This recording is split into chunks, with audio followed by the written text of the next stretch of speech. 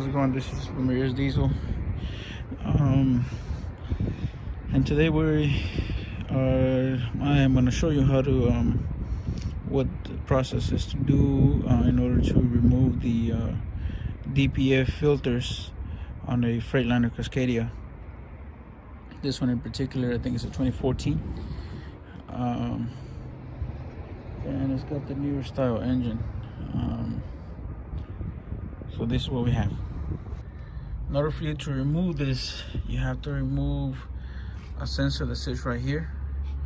This one decided to stick on there and did not want to come out, so a little bit of fire would take this one out. I may end up making a video about that, but that's what needs to be done to this one. Usually you take out only one sensor right here. None of those, nothing has to come out, as you can see. This one has clips here and clips right there, there, on the back over there, and over there. Get this to focus. Yep, right there. So as you can see, the head of the bolt is laying right here. These things here they love to break.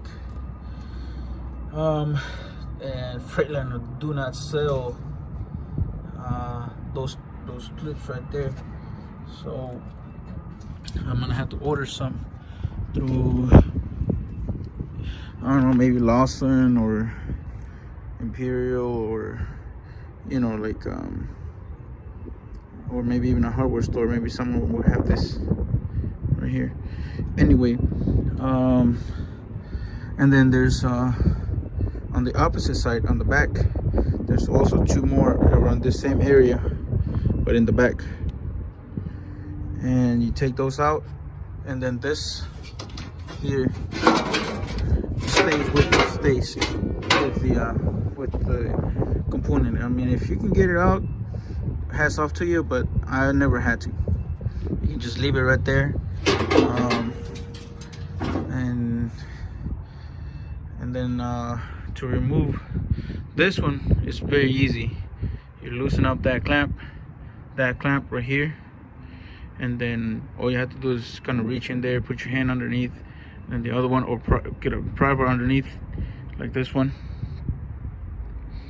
and then grab it, stick it in there, pick it up a little bit, just gently, and then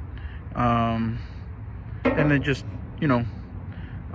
roll it out. Now this other one is a little trickier. This one here can be quite a nightmare if you're not careful. So what you do is you get in the middle, you lift up, and you wiggle, and then until you break that seal right there. Not just here, but around the whole clamp. It's because it's a V-style clamp. I'll show you here in a second.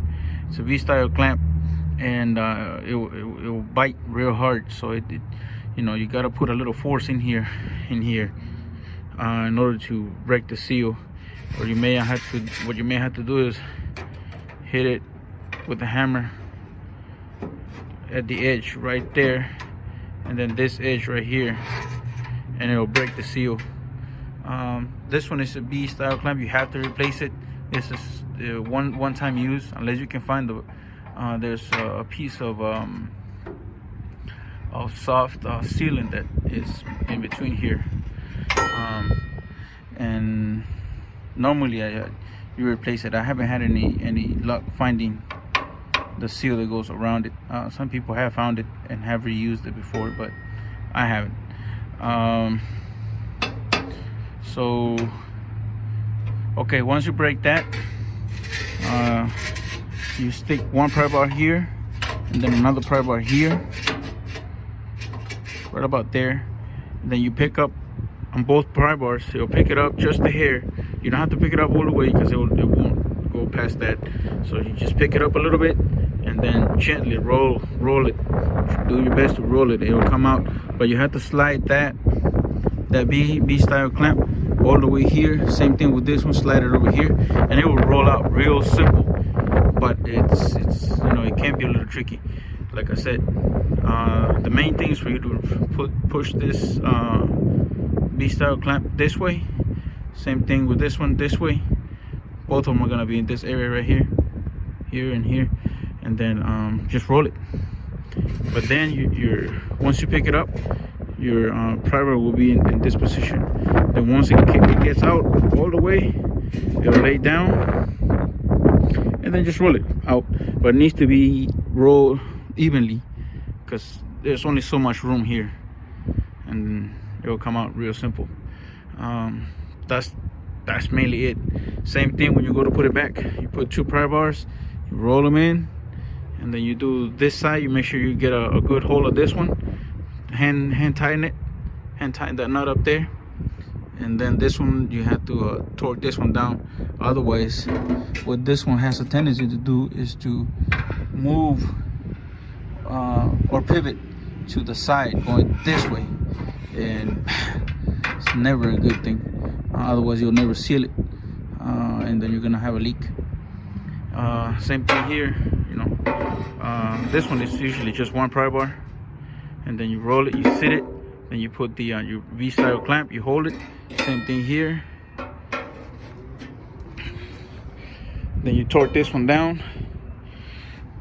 The ends have to meet right here. Same thing with this one. This end is pointing this way. When you put the other one, the clamp, the screws are gonna point towards you. And then same thing with this one. They all have to point this way. The clamps don't really end up on this side, or the torquing, you know, the bolts, they don't end up here or here. They all end up in the middle. And this is the part number for the seal, the little round O-ring looking gasket, which goes right here. Gotta have that. And then this is that sensor. This is part number of that sensor, temperature sensor, that broke on us when we took it off. It's this one right here. And then here is the clamp, part number for the B-style clamp. I don't have a part number for this one because I didn't replace it this time. Every now and then, you know, depends on where you're at, really. If it's a very if you're in a very salty condition, you know, where salt's on the road and stuff, they do destroy this one here, and you have to replace it. But I'm pretty sure if you use your bin number and go to the dealer, they can get it, or get the part number and then get it aftermarket. It's all up to you. Okay, that's it for now. Thanks.